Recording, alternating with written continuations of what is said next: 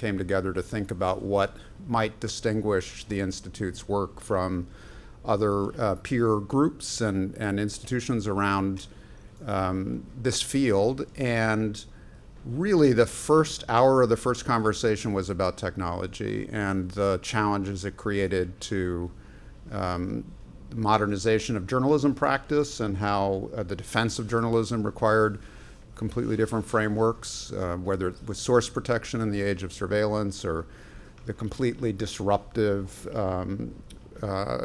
effect of monopoly power in Silicon Valley.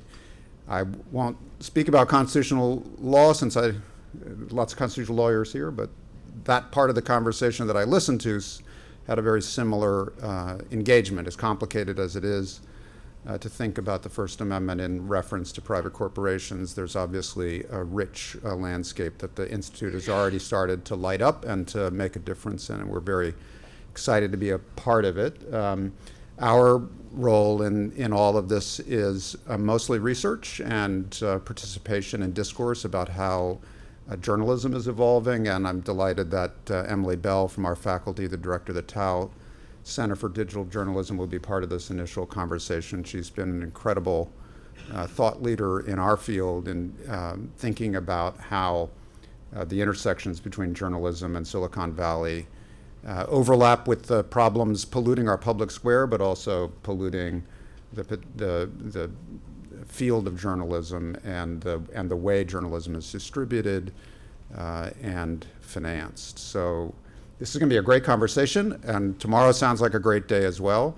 I'm delighted that we're starting here, and so I just want to introduce my colleague from the Knight Institute, the director, who's I'm sure known to many of you, Jameel Jaffer, who has been just a delight to work with and incredibly successful in making the Knight Institute visible in a relatively short time of leadership. So please welcome Jameel.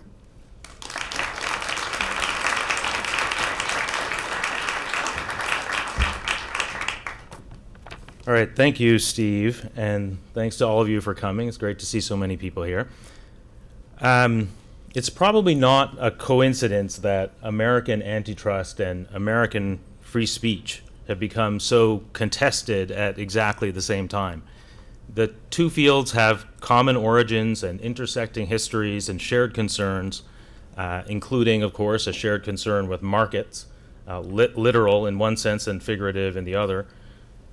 The contemporary challenge to the Chicago School in antitrust law has a mirror image in the contemporary challenge to libertarian orthodoxy in First Amendment law. Antitrust law and free speech law are linked, and they've always been linked, and as this symposium proposes, they're likely to be linked in the future too. When we conceived of this symposium about a year ago, economists and legal scholars and regulators and legislators were already vigorously debating whether the time had come for the major digital platforms to be broken up. Now, as you all know, the plot has thickened. European regulators have fined Google more than $9 billion in three separate legal cases. The Justice Department, the FTC, committees in the House and the Senate, and a broad coalition of state attorneys general have initiated antitrust investigations of Google and Amazon and Apple and Facebook. One candidate for the Democratic presidential nomination has made breaking up the tech giants a central part of her platform, and others have endorsed the proposal. And calls for reining in the tech giants are coming from the right as well as the left, when Elizabeth Warren tweeted about the power of the tech companies. She got retweeted by, among others, Ted Cruz. The debate about the tech giants and monopoly power has many dimensions because people approach the debate with different considerations in mind. Concerns ranging from efficiency and innovation and competition to privacy, security, and democracy. At the Knight Institute, we've been particularly focused on the power that the tech giants have over public discourse. And for people who are accustomed to thinking about the First Amendment, anxieties about that kind of monopoly power come very naturally. The very purpose of the First Amendment, Justice Robert Jackson famously wrote, is to foreclose the government from assuming a guardianship of the public mind. The risk we're concerned about today, of course, is not that the government will assume that guardianship, but that the tech giants will, or that they already have. And this symposium is an effort to assess that risk and to consider what should be done about it. We have 12 papers to help us with this project. As anticipated, our contributors have engaged with the theme of the symposium in very different ways. Andrea Pratt proposes a new way of measuring media plurality in the digital age. Other contributors like Ellen Goodman and Lina Cohn explore the mechanisms through which the tech giants influence public discourse, and they propose measures like system-level transparency requirements or vertical breakups that would expose or limit that influence. And these ideas are ambitious. If they were adopted, they would reshape public discourse online in pretty dramatic ways. The same can be said of some of our other contributors' proposals. Inspired by the history of public broadcasting, Ethan Zuckerman argues for the development of public alternatives to private platforms. Sabeel Rahman and Jaffer maintain that the tech giants should be regarded as essential public infrastructure and regulated accordingly. Ganesh Sitaraman argues for breaking up the tech giants on the grounds that an ecosystem of smaller technology companies would serve not just the integrity of public discourse, but national security as well. Implicit in at least some of those papers is the proposition that the usual focus of contemporary antitrust law, consumer welfare as measured by price, is too narrow, and that public policy in this sphere should be informed by broader considerations: competition, the structure of markets, maybe even self-government. Hipster antitrust, this is sometimes called, affectionately by some and dismissively by others. Not all of our contributors agree that anti-monopoly interventions are warranted or advisable. John Samples and Paul Matsko, for example, contend that previous attempts to regulate media in the public interest have led to regulatory capture and censorship. At the end of their paper, they make the eyebrow-raising suggestion that the tech giants should be afforded new constitutional protections that would preempt the kinds of regulatory interventions that some of our contributors are proposing. Neil Chilson and Casey Maddox are also wary of government intervention, contending that the public discourse pathologies that are most troubling right now have little or nothing to do with a lack of competition. And Evelyn Dueck is less categorical in her conclusions, but she's also skeptical that competition is the answer to the public discourse-related problems that we should be most concerned about right now. Rather than break up the tech giants, she argues, we should establish regulatory frameworks to ensure that collaboration among the platforms keeps the public interest at its core. Our last set of papers addresses the intersection of anti-monopoly law and the First Amendment.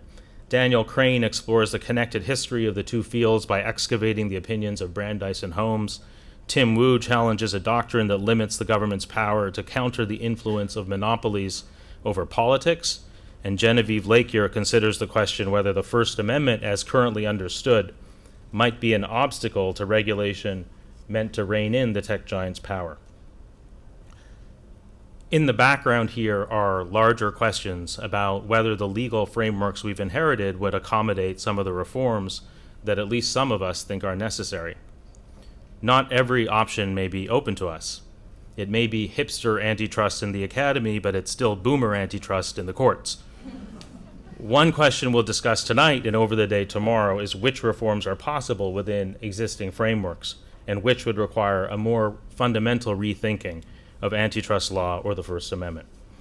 So thank you again for joining us. Thanks again to Dean Coll for hosting us, and let me now turn this over to the Knight Institute's Katy Glenn Bass.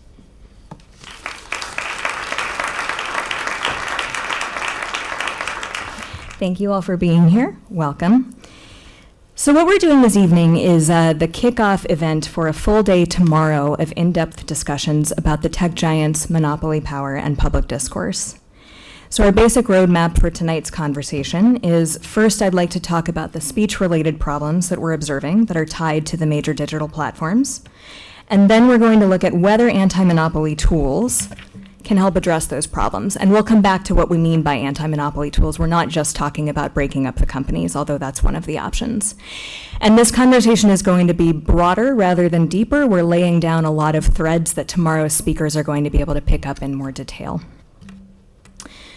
So for my first question, a few weeks ago, I was listening to a well-respected antitrust lawyer give a talk, and one of the things that she said was that when you are talking about using antitrust or anti-monopoly tools, you should be really specific about what problem you're trying to solve. So I'd like to begin with that. I'd like to hear from each of you about what you think are the most significant speech or press-related problems that we're seeing with respect to the major digital platforms, and by that I mean Facebook, Google, Amazon, and certain parts of Apple. And I'd also like to hear how connected you think those problems are to the platform's size or to their dominance within the industry. Cindy, could I start with you? Sure. Well, I think we came at EFF to start to think about competition law because we've always, one of the reasons that I certainly was excited about the internet was the idea that everybody, you didn't have to own a printing press anymore in order to be able to speak to a lot of people. And seeing that the limited number of places where people could go speak and the corporate control of those beginning to impinge upon that. So that comes up in the context of content regulation, for instance, and the increasing pressure and I think desire of the major platforms to trumpet how many things they've censored rather than how many voices they've allowed. And the mess that is how they're doing this in terms of due process, in terms of balance, in terms of actually taking down the speech that people think they ought to be taking down as opposed to other speech, and the kind of difficulty of actually being a censor in a sensible way that I think we're all seeing the companies go through. So I think content regulation is one of the key things that brought us to start thinking about, well, why can't we think about how we might get back to an internet that isn't just controlled by 4 or 5 companies and then the pressures on them. So it's content regulations, the centralization of censorship tools, and that both having implications for society, but also, of course, for governmental attempts to censor, all seem to me to be bound up in some way in which many of us aren't really customers of some of these companies anymore as much as we're hostages. And the shrinking ability to vote with our feet and leave and find another place to host our speech if the place that we're at isn't serving our interests or the interests that we think are appropriate for society. So that's a little unformulated, but it was this constellation of issues that seemed to me to point towards really starting to look at, can we re-decentralize the web? Can we get back to a version of the internet that is a more level playing field for speakers and for people who want to host speech? Jack? I guess I would approach, I'll just build on what Cindy said, but I'll approach the issue in this way. You're trying to design a particular kind of digital public sphere, and the problem you face is, one, that you don't have actually enough players in the current digital public sphere. You have a very small number. You need more different kinds of social media, offering more different kinds of affordances with different sets of norms and different sets of policies about content. So what you need is a much more diverse and innovative digital public sphere than one you currently have. And part of that has to do with very clever decisions by the major players to buy up companies as soon as it looked like they had anything that might be interesting, and even being willing to lose enormous amounts of money on buying up startup companies, even if they don't pan out, and also buying up the companies in such a way as to put the kibosh on particular kinds of innovations, which would be inconsistent with the way the companies were developing. So one problem is you have a diversity problem in terms of the kinds of social media you have. We could have many, many more kinds of social media than we currently have, and they could do many, many more different kinds of things. And this is tied to your concern about having a monoculture and content moderation. I think it's tied to that concern. Mm-hmm. The second thing is that what you do is you dry up other institutions that are necessary for a healthy public sphere. And I'm thinking in particular about journalism. the rise of very, very large companies has ultimately undermined the survival, has accelerated the decline and extinction of journalism, especially local journalism. And the reason for this, well, there are many reasons for this, but one reason for this has to do with the fact that that Facebook and Google have effectively a duopoly over advertising, over digital advertising. And they compete with newspapers for the placement of digital advertising, but newspapers really depend heavily on them for digital advertising, and this is what you're writing about in your paper, right? That's right. Right. So ask Lina, she knows all about it. But the point is that it's not just simply that what you're doing is that you're large. What you're doing is that you're basically crowding out and undermining a whole bunch of other institutions that you actually need to have for a digital public sphere. The last thing I guess I would say is this. I'm interested particularly in Google and Facebook.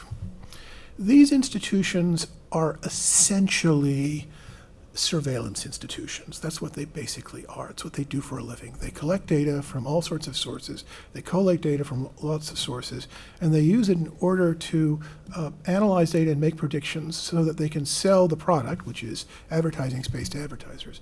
So essentially, they're surveillance machines. Now, in order to be a really effective surveillance machine and to corner the market for advertising and these products, it's important for you to get as many different kinds of data as you can. So if you think about Google, and well, in the paper, there was just Google wants to buy up Fitbit. Mm-hmm. So you might want to say to yourself, well, why does Google want to buy up Fitbit? After all, I mean, it's not a Gmail. It's not a self-driving car. It's not a calendar program. What does Fitbit have to do with it? And the answer is, you got to stop thinking about Gmail and the calendar program and self-driving cars as being about themselves. They're not about that. They're all about methods of basically gaining more and different kinds of data, which is then collated and then used to produce predictions. Here's an interesting fact about data. The more you have it, the more valuable it is. It's because it's the collation of data that really, really, really makes it valuable. So you can just see where I'm going with this. When you have these kinds of companies, and what they do is they go into every different possible kind of application and industry in order to create more and more data, what they're essentially doing is they're enriching themselves with each different application that they use. And this in turn creates a very serious problem of antitrust, a problem very different than I think we faced before, although you probably will tell me if that's true. And so what you have to do is not just simply separate the companies, but you actually have to separate out their different ways of collecting and collating data. Because if you don't do that, essentially you'll recreate the problem in a new guise. Thank you. Lina. Great.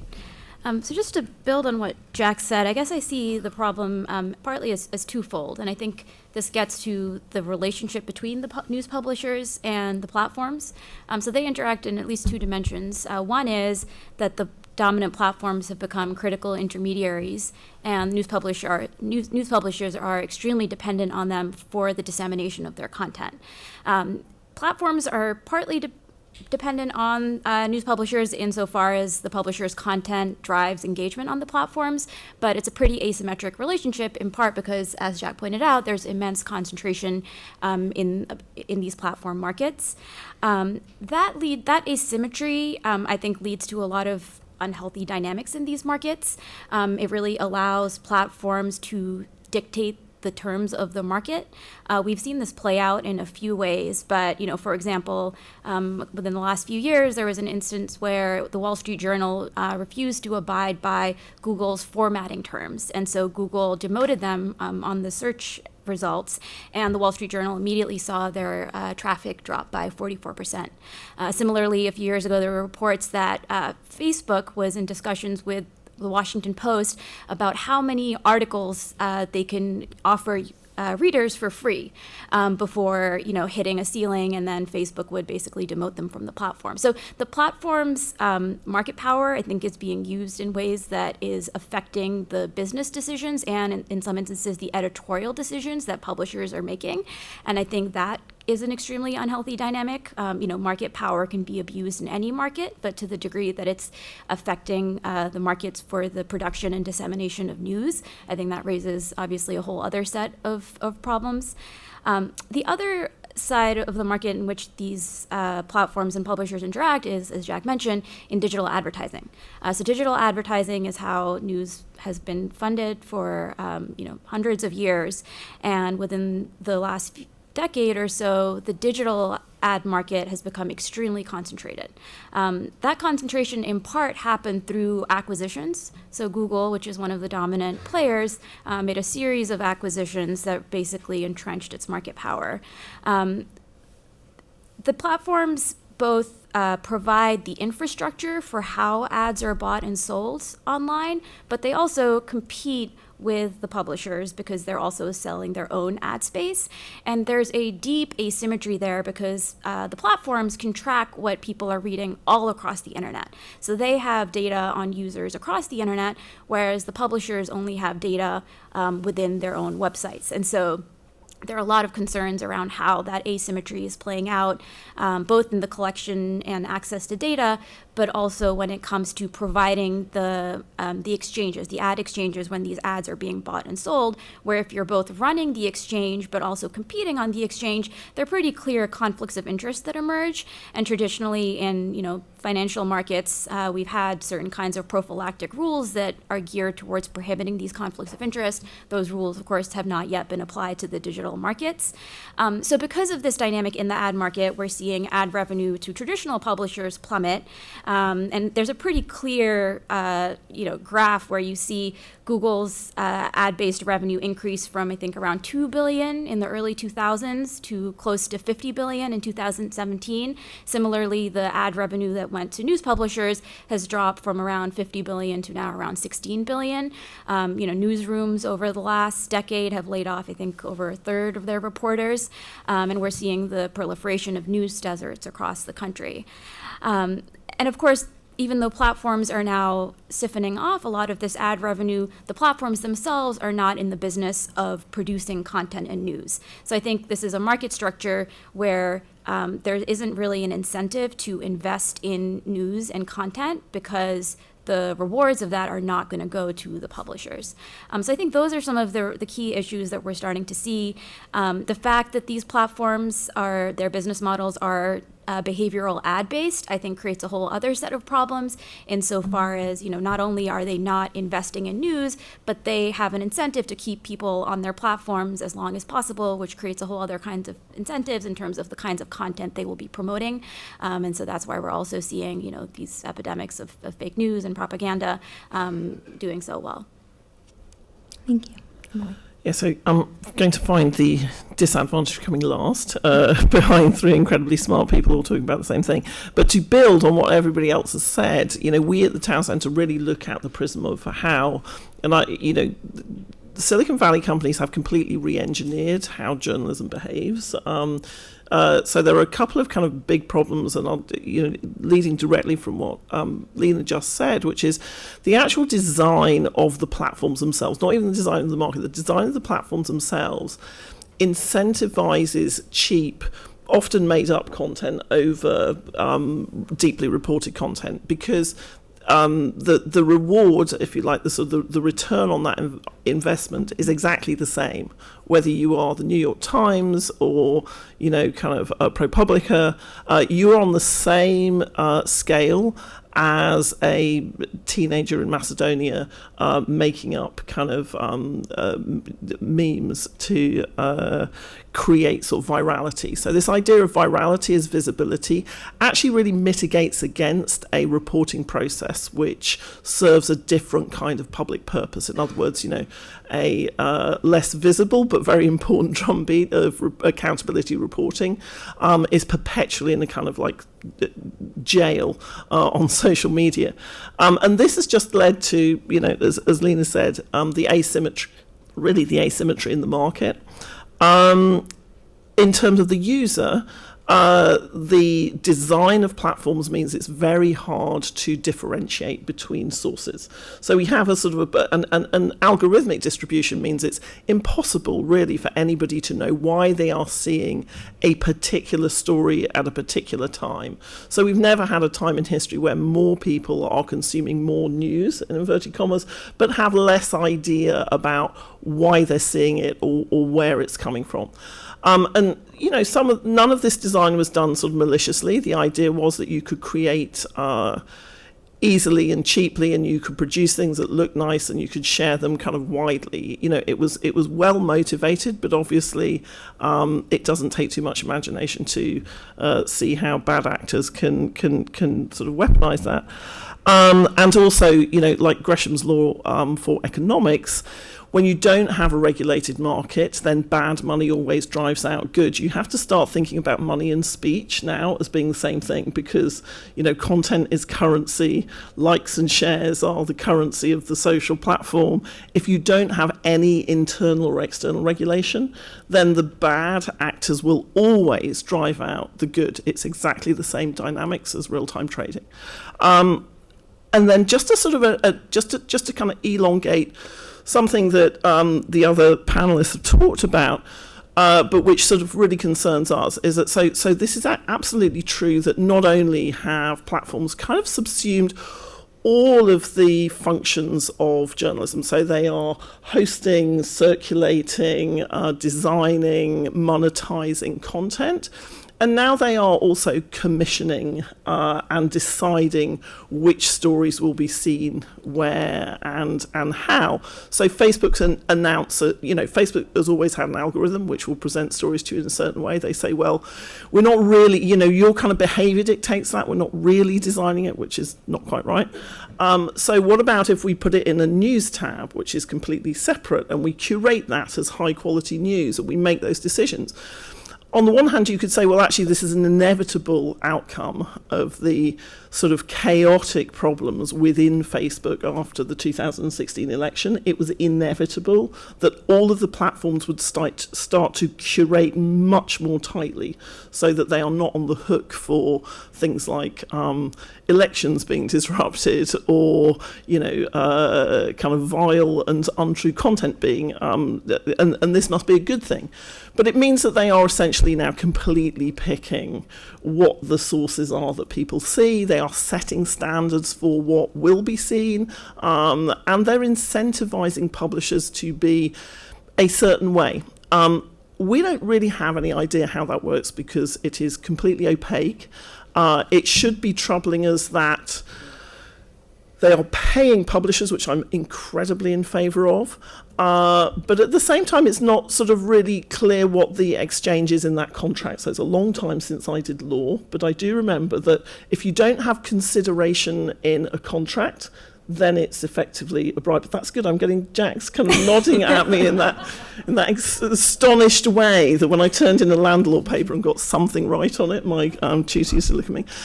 So there's no real consideration in some of these things, and I do think this speaks to an unhealthy relationship between certain publishers and the platforms, which we should have insight into. And the policy conversation about what should we do about this, particularly in journalism, and the support of journalism is being co-opted at a very cheap price by two companies, which is Google and Facebook. So Google has given out something in the order of sort of 3,500 grants worldwide to support journalism. Facebook, we're just doing a project which puts all of this together. There's a project that's been funded by Oracle, which has done this for Google. We're doing it for both companies, and we have some additional data. And it's just basically, it's not a gotcha, but it is to sort of show the extent to which that funding influences at a relatively low cost. How these policy discussions and talking points about how we should reform journalism are now being made. So somehow Google and Facebook have created this problem. I'm not saying it was, you know, kind of absolutely sort of intended, but, you know, you've heard how they have undermined the advertising model very rapidly for press. And now they are not only in the conversation about how we should remedy it. They are literally kind of like holding the forums, creating the policies with people that they fund. And this funding is also opaque. So we have an opacity problem right the way through the stack. We have a funding problem, and we have a kind of a design, we at a fundamental level, we have a design problem, which is we've never had a civic conversation really about what do we want the free press to look like, and how do we want it to operate given the huge changes in the technology that delivers it. And that conversation is now actually being had largely inside and with the key commercial actors in changing it. That's it. Great, thank you. So I want to add just a few other points to the parade of horribles that we're laying out here, and then I want to drill down a little bit on how much of these problems are due to the size of the platforms and how much of these problems are due to the business model of the platform, if it's possible to separate those out. So one concern that, of course, we see everywhere is the proliferation of hate speech and the capacity for harassment, both of groups and individuals, that these platforms make possible. And then another problem is the creation of filter bubbles and echo chambers. The social science research on filter bubbles is actually quite interesting, and it's not as clear that they are that they exist and that they're such echo chambers as we thought. But there's obviously a lot of evidence that content we see on social media creates more polarization and more extremism within groups. Then there's also the spread of what Claire Wardell calls information disorders, what a lot of people think of as fake news, but I think she's helpfully broken down 3 subcategories, including disinformation, which she says is false information that is knowingly spread with the intent to cause harm, misinformation, which is false information spread by mistake or without the intent to harm, and malinformation, which is true information spread with the intent to harm. So that includes the non-consensual publication of private information and the selective editing of quotes or a video to change the context, things like that. There's also election interference campaigns, which people have mentioned, both foreign-sponsored ones and domestic efforts at voter suppression and things like that. There's the use of social networks to recruit people to extremist groups, white supremacists, and other terror organizations like ISIS. And then in terms of opacity, which Emily mentioned, there's other concerns about opacity, really everywhere. We know so little about the way these platforms operate and the decisions that they are making at every level. One of the papers for our symposium by Ellen Goodman, looking at information fidelity, she's looking at the production of salience of information, sort of farther down the stack in the platform, the way the algorithms decide what information is going to be surfaced, what information is going to go viral on the platform, what information is not going to be seen by as many people. We know so little about that, and we have so few defenses against that when we see a piece of information pop up in our feed in terms of being able to evaluate the credibility of that information or the context or its value. So all of those things, I think, also fold into this conversation. Cindy, I was wondering, in terms of your concern about there being too much content moderation, how does that interact with concerns about the proliferation of hate and harassment and things like that on these platforms? Well, I think that one of the ways is that I think, sometimes I feel like at EFF we're the house of why this is going to go terribly bad. And when it comes to a lot of the proposals around hate speech and harassment, I think we have spent 30 years trying to help people get their voices heard.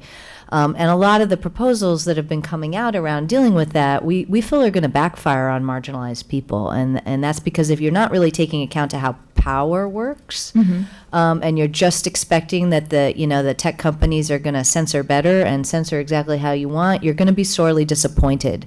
And that's, I think, the concern that we bring to this conversation. And it's part of why we think that, that trying to get away from these big centralized large places where content moderation has to be really made at scale, into a world in which speech is in some smaller places, and it's a little easier to control what a community can decide they want to do. If you get kicked out of a community and go to another community, there's lots of mechanisms that you lose when there's only one place and only one company making the decision. So, I hate speech and harassment are terrible problems. I have yet to see some of the proposals to try to deal with it that I think are not going to backfire on some of the people that we most want to be able to speak. And you can see this, right? I mean, in Twitter, if you want if you want to, Twitter has announced that they're getting rid of political ads now. But immediately, right, Exxon can still put their issue ads up, but Labor can't. And, trying to draw these lines is not very easy, even if you have the best of intentions. And so I think, and the way they end up coming out is that if you're a celebrity on Twitter, you get your account reinstated. And if you're not a celebrity on Twitter, you don't. Right? Or you have to make your way through a complicated appeal process, and you might never even hear from them again. So I think our focus tends to be on trying to make sure that in the context of content moderation, which has always happened and is always going to happen, there's really never been a place, large place where there is no content moderation, that there is some semblance of due process, some semblance of accountability, and most importantly, transparency about how these decisions are getting made. I admit that that's not going to solve the problem of hate speech, but at least it can maybe help us make sure that we're making sensible decisions about what we want to do. Mm-hmm.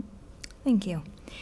So this is for anyone really, but just how many of these problems are attributable to the size of these platforms versus the business model? One critique that I've seen raised a few times is you see problems with bad content across lots of different platforms, big ones and small ones. I mean, there's always going to be toxic speech. There's always efforts to spread misinformation or disinformation. So if we had lots of smaller platforms, is there reason to think that we would see different types of content standards come up, or is it going to be the same problem on lots of smaller platforms if they're all still using the same ad model? Is that addressed Sure. to me? All right. So Give it a shot. one advantage of having lots of smaller players, it's hard to co-opt them all. One of the reasons why Facebook is taking the positions it's taking for many reasons, but one of them is that it's very worried that it's going to be broken up. Mm-hmm. And so it wants friends in Washington, and so what it's trying to do is get friends in Washington from both parties. And so that's part of the story. But suppose we imagine that there were many, many different players. This is not the world we have. Then, in fact, certain kinds of campaigns would be more difficult to pull off. It's just more difficult to co-opt in lots of players as opposed to a small number of players. It's also true that there could that virality would be that would occur, but virality would occur on a different scale. That's point number one. But that doesn't get you everything you want. There are actually disadvantages to having lots of small companies. It's more difficult for government to cooperate with them with respect to issues of security, for example, because there's more players you have to get in line. The business model, it seems to me, is probably just as important in thinking about what the causes are of what you get, because, of course, it emphasizes attention, it emphasizes negative emotion, it emphasizes sensationalism, and it emphasizes getting lots of people angry and involved.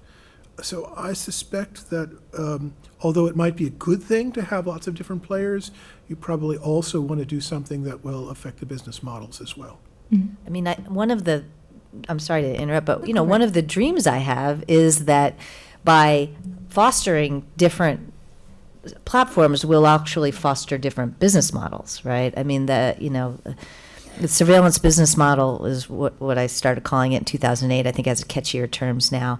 And of course, I come to it from the context of trying to stop the NSA from tapping into the internet backbone, to try to stop national security orders to all the big companies that require them to search their entire database for information.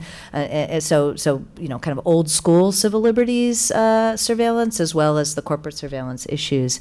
And so the hope is that one of the things that pushing for more competition can do is also include competition in the kinds of business models and create some space for the DuckDuckGos of the world, for instance, which is making a fine, profitable, small business, not doing behavioral targeting, but doing contextual targeting of ads, which is, I think, far less of the problem. Emily or Lina, in terms of the journalism concerns? Yeah, I mean, I think that it's an interesting one, which is I don't know that the advertising. I don't know that if you have a if you have more plurality in the market, but you don't have a redesign of the system, the ad model is probably over for most free media. Anyway, I mean, I don't know if you're reading the, as I was a sad individual, reading the earnings call kind of transcript and the documentation around the New York Times, which is incidentally one of the few sort of successes, and it's a beast of an organisation with more people in the newsroom now than it had 10 years ago, which makes it almost unique. But they were saying that, in the next quarter, digital advertising will be down by what they said were mid-teens percentage figures. So that really means that kind of if that's for the Times, we're going to see an absolute collapse of many players currently in the media market. We've already seen a rush of sort of consolidation. So one of the things is I do think just they are too big, just power structures, they're too big. Something has to happen to them. We can all acknowledge that. But from a press point of view, I also don't see entirely a market remedy helping support reporting organisations, because reporting organisations are just not really financially sustainable unless you can get a lot of rich people, either billionaires who own you or rich readers, to pay for the content. And that leaves us in a very bad place, because it means that the people who have the most money have access to the best. So I think there is market remedies need to happen, but from a perspective of supporting reporting organisations, we need to completely refigure what we think about civic media. I know Ethan and others are doing work on this.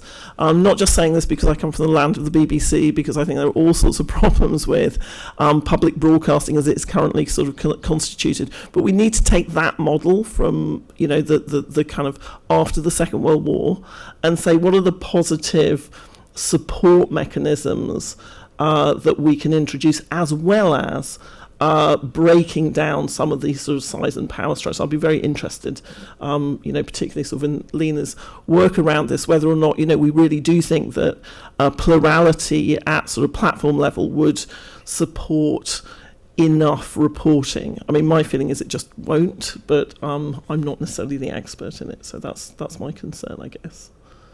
Yeah, I mean, just to echo what others have said, I mean, I think different problems are attributable to different underlying causes, some of which are traced to the size or scale. You can have, horizontal scale, but you can also have vertical power. So in the ad markets, what we see is integration, which Google has integrated the entire ads tech stack.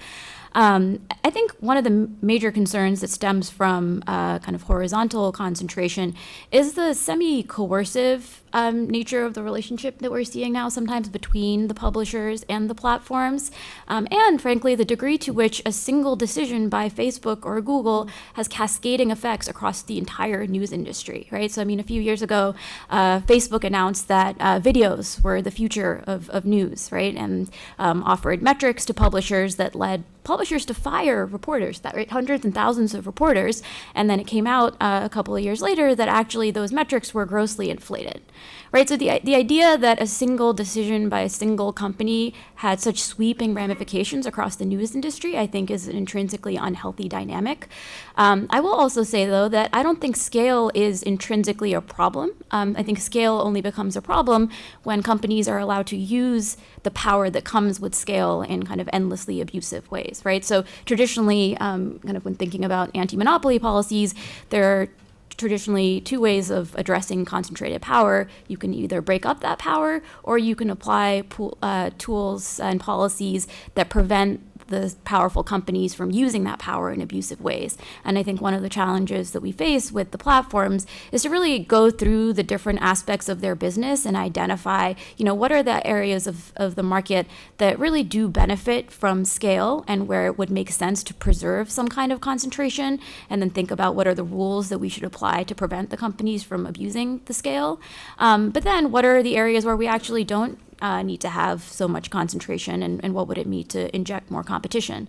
On the ad question, it's an interesting one, and I imagine that the answer would differ according to different publishers. So I think some of the larger publishers do seem to take the position that if there was less opacity in the ad market, if there weren't as many conflicts of interest, that would lead to viable business models. But it's probably I just wonder with that whether actually the facility that you get from digital targeting and from the type of advertising that works really effectively, it kind of pushes you over, I think, an ethical line in journalism. So in other words, yes, you can make money from something like sponsored content. I don't think it actually works in its ethical relationship with journalism. I think it's a real problem.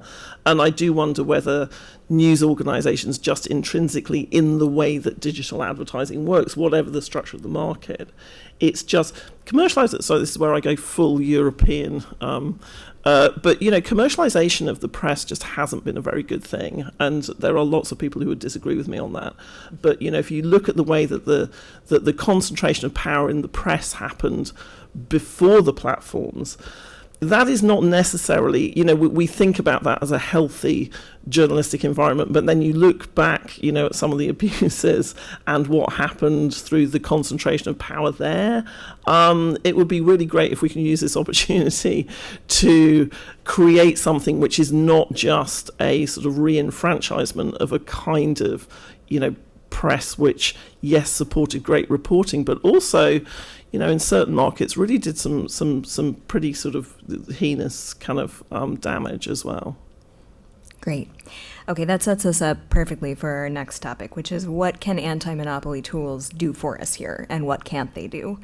And I'm going to start with a quick stipulation, which is that we could have an hours-long debate over whether any or all of these platforms constitute monopolies, whether they are acting in restraint of trade. There are people who disagree on this question. But for the purposes of tonight's discussion, I want to start here, which is that, as Jameel mentioned earlier, there are multiple ongoing antitrust investigations into Facebook, Google, Apple, and Amazon right now, and they're happening at the FTC, the DOJ, in Congress, and among a really wide coalition of state attorneys general. So it's entirely plausible that we're going to see some kinds of anti-monopoly measures applied against at least one of these companies within the next decade. So that's what I want to look at now, is what do we mean when we say anti-monopoly measures? And what can or can't they do in solving some of these speech-related problems? So, Lina, I noticed that in the media coverage around the tech companies and monopoly law, the conversation focuses often on the breakup question, on whether or not we break the companies into smaller components or whether we separate them vertically or things like that. And I want to hear more about that, but I'd also like to hear more about the other tools that are in the anti-monopoly toolbox, because I think those don't always come into the conversation as much. Could you sketch those out for us? Sure. So when I think of anti-monopoly, I really think about regimes that are designed to check concentrations of private power within the market. So antitrust is one of those tools, but you have all sorts of other policy interventions that we've traditionally used. So antitrust specifically is a law enforcement regime, and so you have to be able to show, an anti-competitive act or an anti-competitive transaction. To the degree that, the tech platforms are now under antitrust scrutiny, I think that stems both from the transaction side as well as the conduct side. So, Google, Facebook have made hundreds of acquisitions over the last few years, various limitations in how antitrust enforcers review transactions, I think have allowed transactions to occur which, in hindsight, did actually end up reducing competition. There are also, different kinds of conduct that traditionally have been viewed as anti-competitive. So, different kinds of moves to foreclose the market to rivals, for example, tying strategies that try to kind of tie different types of products and services together. This is the kind of conduct that's being reviewed. But beyond antitrust and beyond kind of a law enforcement regime, we also have different kinds of policy measures such as common carriage or neutrality regimes, which have been traditionally applied to network monopolies in particular. I see Richard John is in the audience, and he's done really phenomenal work mapping out how, both with the telegraph, the railroads, the postal service, we have different kind of infrastructure policies that have been designed explicitly to ensure that network monopolies are not able to abuse that monopoly in order to basically pick winners and losers, either in the economy more generally or in the dissemination of information and communications. So I think, common carriage type regimes.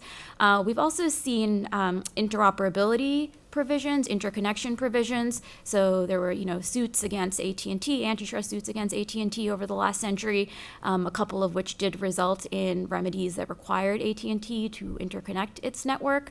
There are similar conversations happening right now around what interoperability would look like for some of these platforms. And then you can also have, just explicit prohibitions on specific kind of business conduct or explicit prohibitions on certain kinds of business models, which I think could also potentially be applied. And then lastly, affirmative obligations. So to the degree that, some of these platforms may be forms of essential infrastructure, what kind of affirmative obligations should there be with regards to how they make that facility available to either competitors or to, merchants or trading partners on different sides of the market. So I think that's kind of traditionally some of the tools that we've applied. I think now that we're facing digital markets, it's possible that these traditional tools will manifest in different ways, but I think these are some of the key principles. Thank you. Jack, of those options that we've just laid out, which one or ones are most appealing to you in terms of being able to handle some of these speech and press concerns, or are any of them? Well, it's actually, we need to have a conversation, but at more length. But here are the puzzles that it doesn't seem to me that the common carriage model is appropriate at the level of the social media company. Common carriage makes more sense with respect to basic internet services like broadband companies in the domain name system and caching services and storage services and things like that. Because in fact, at the level of the social media, you're already into content moderation, which is not permitted under common carriage model. You might solve that by separating out the moderation system from the message delivery system. That is to say, if you thought of Facebook as combining a moderation system and a system for delivering messages, then you could apply common carriage as the message delivery system. But the question is, how is the moderation system going to work? I mean, one model is that you just make it open source, but then if you think about what it takes to actually put on a moderation system, it takes a considerable investments. And so this is why I'm a little puzzled about the use of the common carriage model here, because I need to figure out how the moderation system is going to work.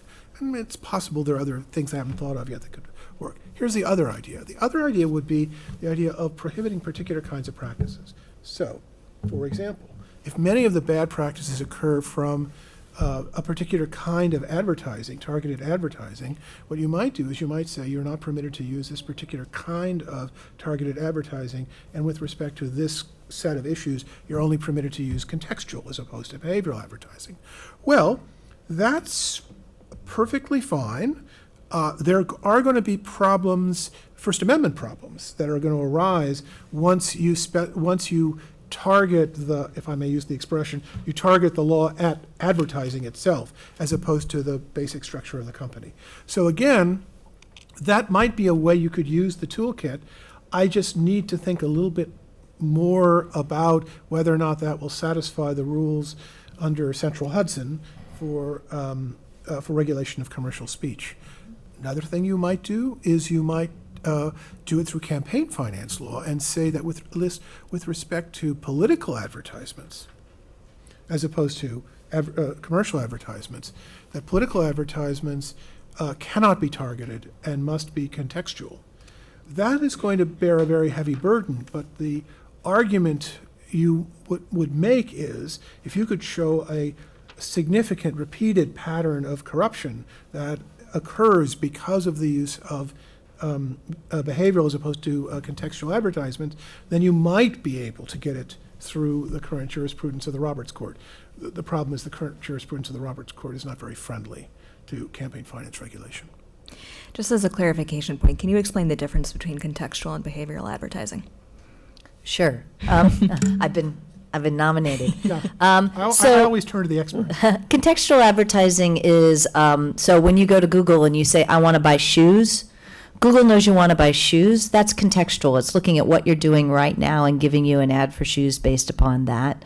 You can put that in other contexts, but that's the simplest way. Behavioral advertising is that Google's been watching what you're doing for a really long time, and it has an inference that you might want to do shoes, maybe because of a conversation you've had in your Gmail, maybe because of a search or two that you've done, but over time it's developing a profile of you and creating inferences about whether you might want to buy shoes, and then that's when you see the shoe ad. So that's kind of a simple way to think about the difference.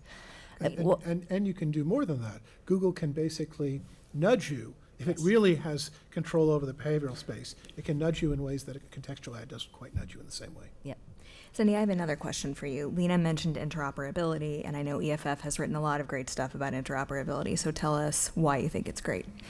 Yeah, I mean, look, I think that a lot of these tools are in play, but I think the one that we certainly think a lot about at EFF, and I think because we have such a deep technical kind of base, turn to a lot, is this idea of, and this is a term that my colleague Cory Doctorow uses, but I think it was actually coined by Seth Schoen, which is called adversarial interoperability, which means you get to interoperate with somebody without their permission.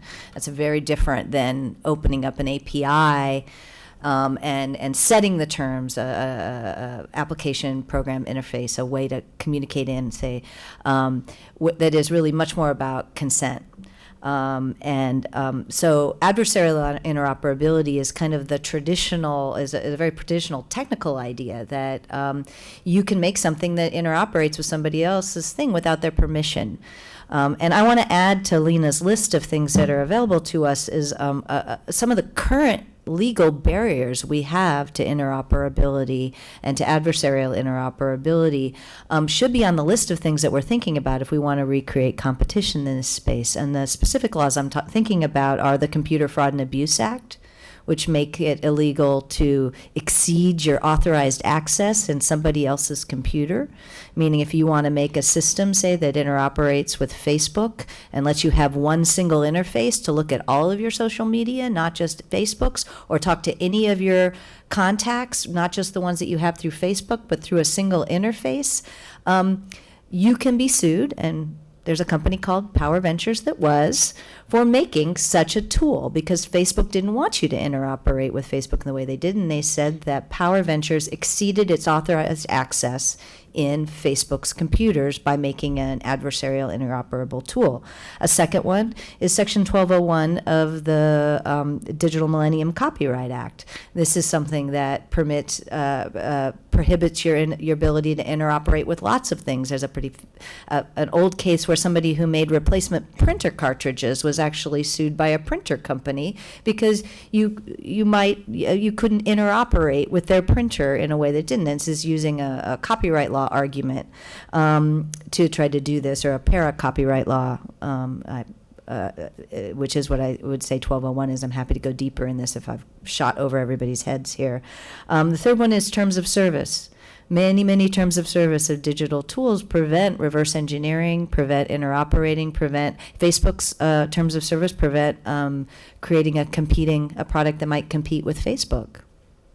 Why is that enforceable? I don't know. Let's talk about it. And then the one that's coming up, and it's interesting that Oracle is funding this research to me, because Oracle and Google are in a big fight that's in front of the Supreme Court right now about whether there can be copyrightability in APIs. Can you create copyright liability for somebody who interoperates with your system and uses your API in ways that you do not? Google is on the side of not allowing copyright in APIs. Oracle wants to copyright APIs, so you can't interoperate with Oracle's databases without Oracle's permission. If Oracle wins this case, we're going to have a whole copyright regime to deal with in terms of adversarial interoperability. So it's an interesting dynamic to me that Oracle's funding things that might be critical of Google, because on many instances I'm very critical of Google, but on the copyrightability of APIs, we stand firmly with them. So there are things in the law right now that we could do to make it easier to make things interoperate, and to me this is just the low-hanging fruit, right? But, like a lot of these other things are very ambitious. They're very interesting ideas. I'm very curious about them, but we've just got laws that we could just say, notwithstanding any other law, you can't block somebody's ability to interoperate with your system in a way that you disapprove of if their goal is to compete with you, and create a space for innovation that is now being blocked right now. So I just want to add that to our list as we go into tomorrow. So right now there is I think the Warner Bill, which is trying to create a standard for APIs, open APIs, and a kind of a trusted third-party idea. I think riffing off of Jack and other people's information fiduciary idea, where you could have some agent that goes out and interoperates with a bunch of systems for you, but that is loyal to you legally, hopefully legally. I think that's an interesting start. There's lots of ways, as a technical matter, you can mess around with APIs and make it harder for somebody to interoperate with you. So I think a lot more work needs to be done in order to think about what that standard might look like and make sure it isn't captured by the tech companies. But I think it's interesting to see that there's beginning to be some real conversations around interoperability. And by talking about that, I'm just trying to mainly talk about the part that I know a lot about, and not say that any of these other strategies. I mean, I think there are First Amendment concerns that Jack has highlighted that I would have as well about some of these ideas. But I think, it's a fun time because people are trying to think about how do we recreate competition? How do we recreate what I think of as fundamentally a decentralized web? I'm curious to see all these ideas tried out.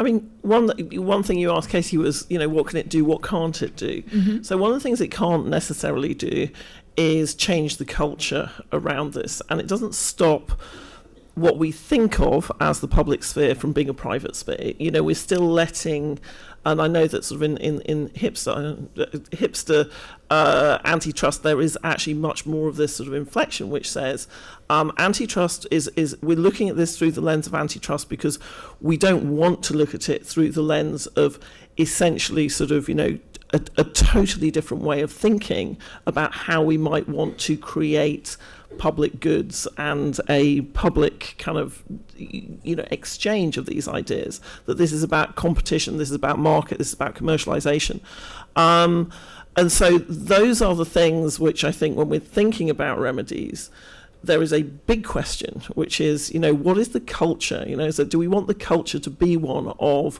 market driven? Do we think that, I think there is a divide now between the sort of the people who, for very good reason, are extremely committed to the idea. James Murdoch is one. He once said, the only true guarantee of independence is profitability when it comes to media.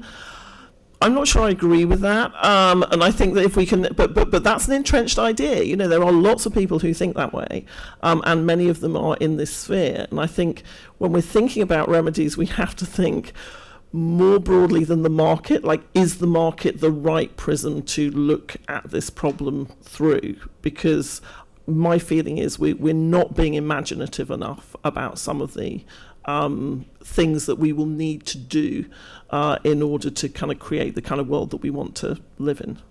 Just a quick follow-up on Jack's comment about common carriage. So the key principle underlying common carriage is non-discrimination, and that can be non-discrimination across different kinds of terms of service. You can have non-discrimination in pricing. You can have non-discrimination in forms of access. So when we first applied common carriage to the railroads, part of the result of that was that railroads had to be very transparent about what kind of pricing they were offering for the same kind of service.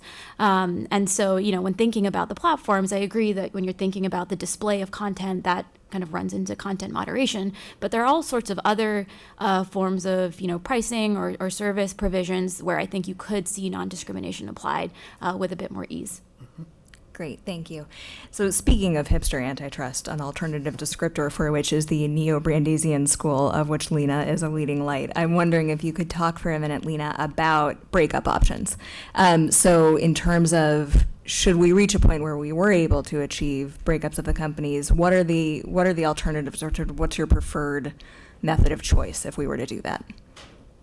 Yeah, so when thinking about breakups, I think there are two key questions. One is, what is the principle by which you're breaking up a company? And then the other is, what is the legal mechanism by which you're doing it? So when thinking about principles, there are traditionally at least three different kinds of breakups. So one is a horizontal breakup, or horizontal or policies that are limiting concentration. So the FCC traditionally, and in communications policy more generally, we've had certain kinds of concentration limits that are just putting caps on how many markets you can be in. We've also seen forms of vertical breakups or vertical separations, which say, if you're, running the dominant railroad, then you can also be in the markets where you would be transporting your own goods. In banking law, there's a traditional separation between banking and commerce, in part because there was a fear that allowing, JP Morgan to enter the retail space would lead to discriminatory lending, where they wouldn't have, as much incentive to lend to a Sears or a Macy's. And so there's traditional concerns around conflicts of interest, as well as plurality and whatnot that have governed vertical breakups. And then you have conglomerate breakups. So, if you're in the publishing market, maybe you shouldn't also be, in other kinds of, in the banking market or in forms of retail. And then I think when thinking about forms of legal mechanisms, traditionally people think about breakup as being the remedy that is achieved through antitrust, which is an option. Antitrust makes it quite challenging to achieve breakups. You have to be able to show pretty clearly that the breakup remedy would be addressing and remedying the underlying harm. And post Microsoft, it has become more challenging. But you can also do breakups through statute and through regulation and rulemaking. So the separation of banking and commerce was done through statute. Over the years, there have been various kinds of FCC regulations that have basically led to forms of vertical breakups. So I think those are kind of the menu of items. And I think, thinking about what would make sense really requires a very fact-specific inquiry. Because even when we're thinking about the platforms, Google search is presented to us as one service, but it's actually made up of at least three different functions, right? Google crawls the web, indexes the web, and then it has the querying or the search function. And each of those functions has very different properties, some of which may lend themselves to more competition, but some which may lend themselves to being treated more like an essential facility. And so I think what we really need to do is kind of go through the different markets and identify, which are the ones where we would benefit from preserving scale and what are the ones where we wouldn't, where we do see a lot of concentration, and then think about, what is the breakup principle that would make sense here.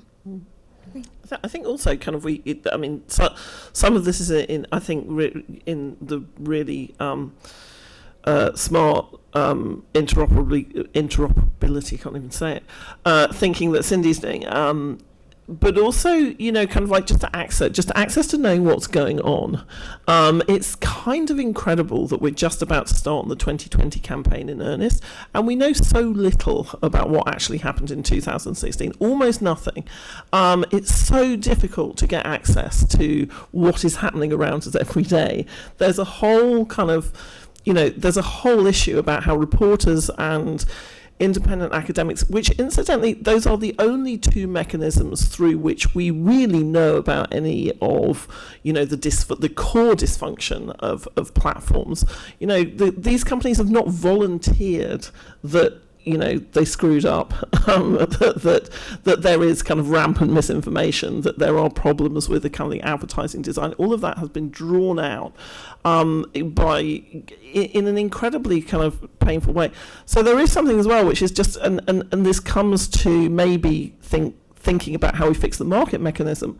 But also I just think that, we still don't really know exactly what it is that we're talking about, and we need that access to data, whether it is through fiduciaries or academic institutions or journalistic institutions. It's kind of crazy that we still don't have a baseline from which to say we really understand some of these problems now.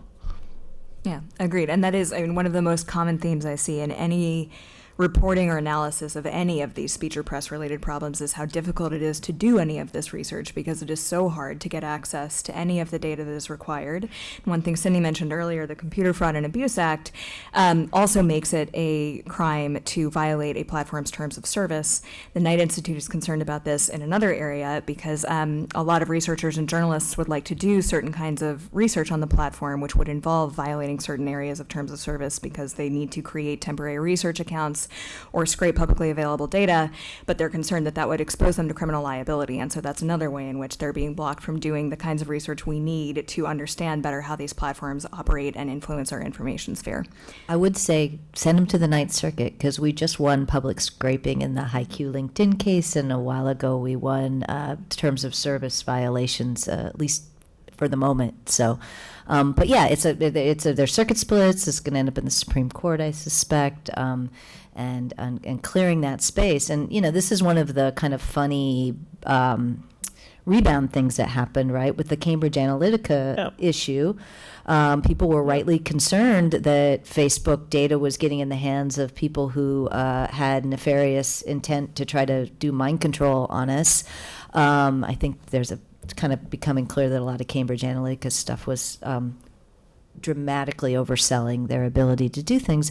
But this led Facebook, I think, under pressure from governments to say, well, we're not going to let this sensitive information out anymore. And it legitimately, it gave them a strong argument about limiting some of the efforts that they had made to actually make information available to independent researchers, more than the journalists, but independent researchers. And, some of this is a good cover story for Facebook, but there is a thing at the bottom there, right? You can't both get mad at them for sharing data and demand that they share data I think you at the same can. time. So I would disagree. I actually think you can do Good. both. I'd love to solve this. I think you can do both because there just is that assumption that, this binary assumption that it's one thing or another, right? Is we I don't know whether it's because we sort of, that in the engineering world, working code wins, and so there is one efficient way. But I think that's a great point about you can't both get mad at them for sharing data when they close down. That they're not so they're giving themselves away in not actually making APIs for us, even to examine what happens to news stories. Mm-hmm. So, publishers can't even really get access to the right granularity of some of their own data, even if they wanted to reshare it, that's been intermediated by a platform. So some of this is not really, it's easy enough to anonymize. Some of this is not really about protecting identifiable personal data. Some of this is about saying we now have an excuse to degrade our APIs to the point where anybody trying to do independent research without our express permission. And also, kind of just access, Mike Anany, who's a great scholar in this area, says, kind of like we shouldn't be standing in line for dollops of data, like kind of we're sort of begging them to give us any information about our own behavior. He also says, access to people, like they should be accountable and we should have access and they should be answering some of these questions about, what is happening in their companies, why it's affecting us, in a much more kind of, open and regular way than they are. So that's another thing I want to complain about. Great. Okay, so in our last 10 minutes or so, I want to spend a little time looking at the more skeptical views on these arguments. We've touched on them throughout the conversation, but I'm just going to summarize a few of the main arguments that I see brought up sort of against using these anti-monopoly tools in this area or being skeptical that they'll work, and then I'd like you all to respond as you see fit. So for one, there's just a general skepticism with handing the government any sort of broad new powers to regulate in this area or to get involved in what the tech companies are doing. Two of our symposium papers, one by Neil Chilson and Casey Maddox and one by John Samples and Paul Matsko, they take different approaches to this argument and they have different reasons for their concerns, but they're both generally worried that inviting heavier government involvement or regulation of the platforms would ultimately harm free expression online. So that's one thing. Another thing is, as we've touched on before, the argument that a lot of these speech-related problems that we're observing aren't really about competition, and pro-competition moves are not really going to solve them. So why are we looking to them to do so? A third set is the sort of positive case for bigness. There's certain things that some scholars argue are easier to do on bigger platforms. Evelyn Dueck wrote a paper for our symposium about content cartels, and she's not necessarily arguing against breaking up the companies, but she's pointing out that competition is not going to solve a lot of these speech problems, and in certain areas, having collaboration between large platforms is very useful for certain problems, including things like imagery of child sexual abuse and things like that, like tagging and removing that. That is something that collaboration between large platforms is beneficial for. Mark Zuckerberg, of course, takes this argument much farther and affirmatively argues that being so big and so wealthy is what makes Facebook able to throw so much money at these speech-related problems. So that's another set. And then the fourth set is just what I would call the this is never going to happen set of skeptics, which is that the courts would never rule in favor of an antitrust action because the past 40 years of precedent suggest against it. There's also a lot of skepticism that all of the investigations that are underway right now are actually going to come to very much. I still think it's striking that we've seen so many investigations come about just in the past year alone, but I'm curious to hear your thoughts about any of those. Well, I'm happy to say that I do share the concern about handing the government broad new powers, especially to decide what gets said and what doesn't get said online. I think that that's a real dangerous thing. We should not do that. It's part of why I think it's part of what led us to really kind of focus a lot on adversarial interoperability, because I think where government has intervened to try to create space for new businesses, so in the FCC, ruled that like AT&T can't tell you that you can't plug other things into your wall jack. That's why we got modems. And that's why we got the internet in our home. That kind of rule is, I think, perfectly legitimate for the government to do, but I think we have to watch carefully. It's not just should government do things in this space, it's what things should government do and what things should it not do. So you have to look a little deeper than the threshold question. But I do, I am worried that I don't think the fairness doctrine was a really good idea. I don't think it worked out very well. And so I worry about some things that might lead into this idea that we're going to impose some kind of idea of, of fairness on the Hawley bill, for instance, that we're going to empower some government agency to decide whether you're being fair in what you're allowing people to say. For a similar reason, we haven't talked about CDA 230, but I'm sure we're going to talk about it tomorrow. I'm nervous about imposing secondary liability on platforms for what their users say, because I think that creates incentives towards censorship as well that we're already seeing with the FOSTA-SESTA bill that limited that created liability for secondary liability for speech about prostitution online. So I do worry about giving the government powers. That doesn't mean the government doesn't have any role. As I said, I think there are things that the government can do, but I think you have to look a little more deeply. Jack? I want to say one more thing. I'm sorry, while I have the floor. I think that the paper about content cartels was, I would say, a little bit of an interesting deja vu moment for us, because in the context, EFF does a lot of work around copyright and especially international copyright protection, and we've long complained about something that we call shadow regulation, right? Which is when there is pressure. When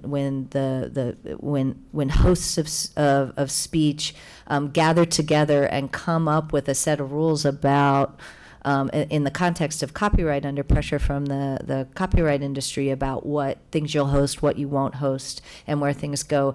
And it's outside of the governmental rules because it's done voluntarily by the companies. And I think we're seeing a concern about that this looks very attractive to people who are nervous about the government. Let's just get all the companies together and have them set the rules, and then we don't have to worry about the government going wrong.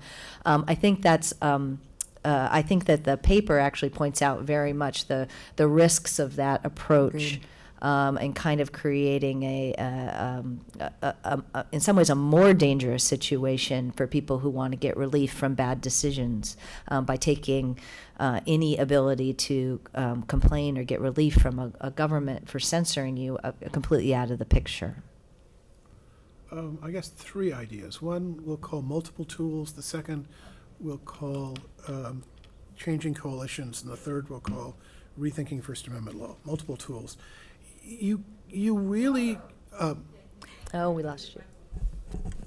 all right, but what if you don't like what I have to say? Then you'll be very upset that I spoke louder. See what I mean? You can't make Shadow everyone band. happy. This is the basic problem of platforms, you see.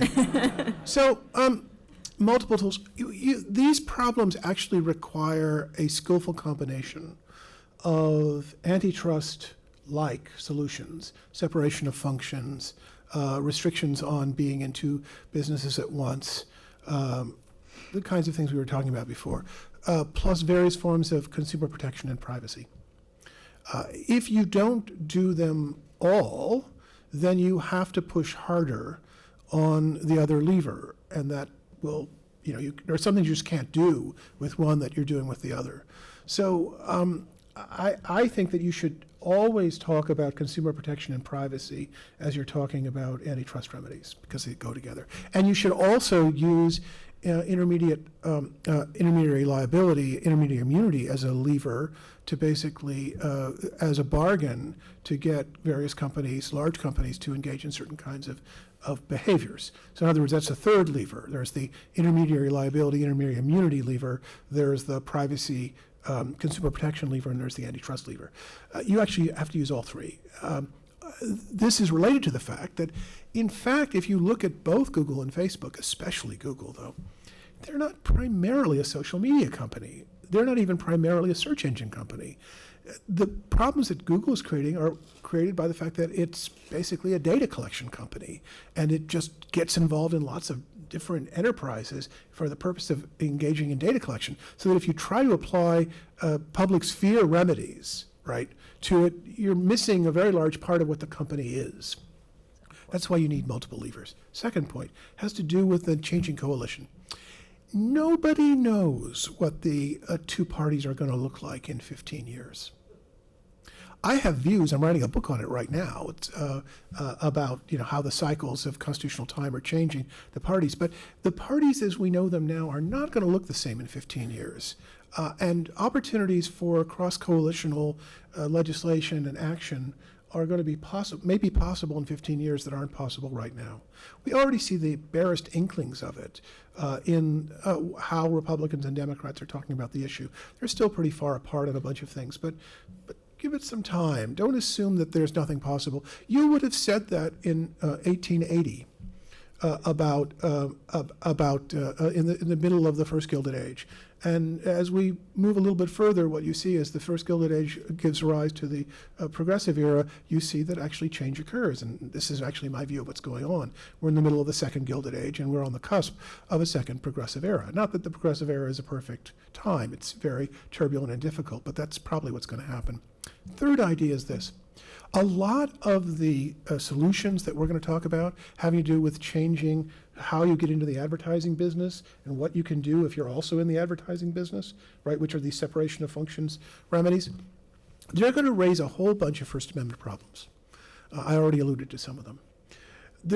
We have to do a lot of hard work and hard thinking about how the First Amendment works with respect to these particular kinds of industries. And it has been done before. I mean, a lot of people in their papers pointed to Justice Black's opinion in Associated Press. Well, that was a way of thinking about the relationship between the antitrust laws that have been created in the progressive era and the First Amendment. Well, we're going to have to do that kind of work again. But what we can't do is just simply assume that the bromides, the First Amendment bromides that I grew up with and that I taught for many years and that are going to be the same way of understanding these problems. That has to change as well. Thank you. Lina. Great. I guess responding to the government wariness, I would just say law structures markets, and the market markets that we're seeing right now and the distribution of power in these markets that we're seeing right now is entirely a function of law. So the idea that restructuring these laws would sometimes somehow constitute this, heavy-handed government intervention, I think really misunderstands the underlying problem. Many of the kinds of, legal changes that we've been talking about are not, at the extreme, like Cindy mentioned, of, putting government in the business of regulating content. They're really about ensuring that you don't have one company or two companies setting the terms of the marketplace or picking winners or losers.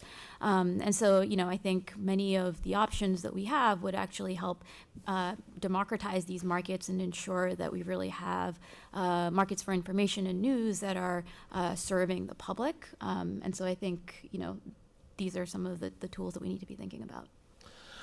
So I've been in a lot of policy discussions, particularly with platform people, particularly from Google and Facebook.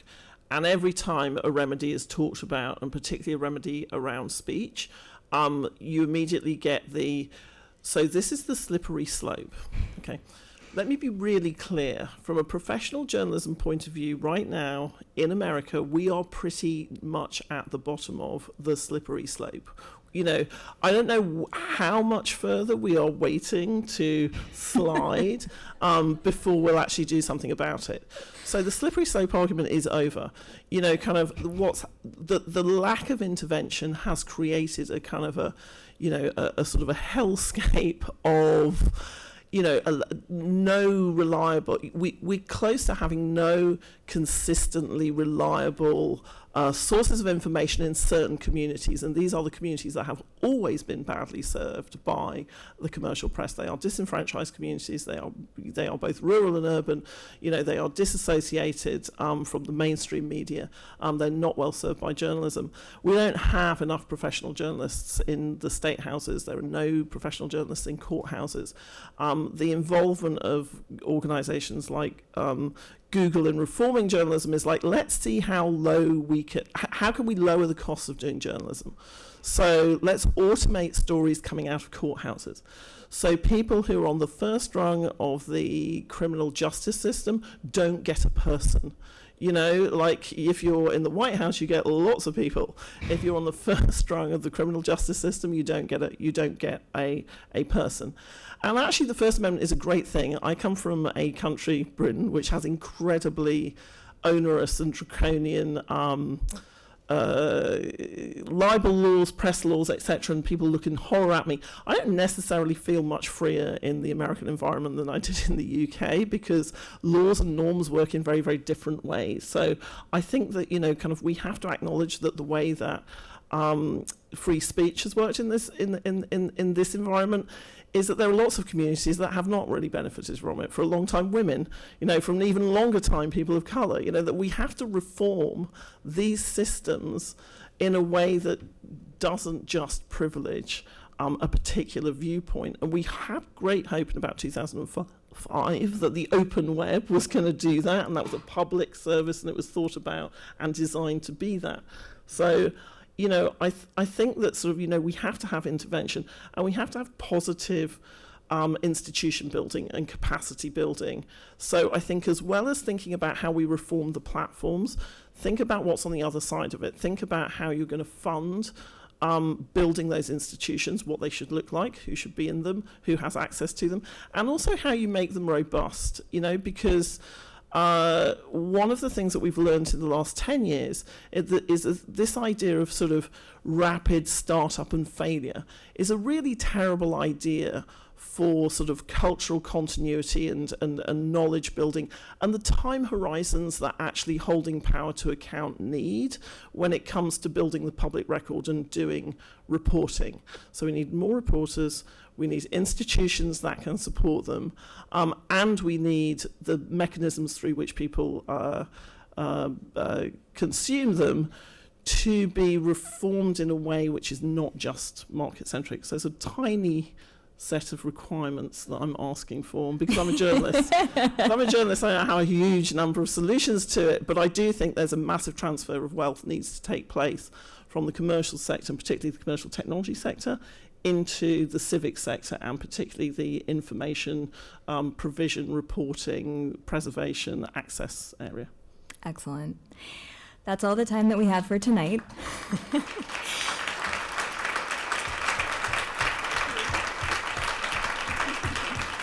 Thank you. We're going to be taking up all of these points in more detail over a full day tomorrow. We're going to start at 9:30 a.m. over at the law school. Columbia's President Lee Bollinger will start us off with some opening remarks, and we hope you'll join us. Thank you all for coming. Thanks to Dean Coll and the Journalism School for hosting us, and thank you to all of our panelists. Thank you.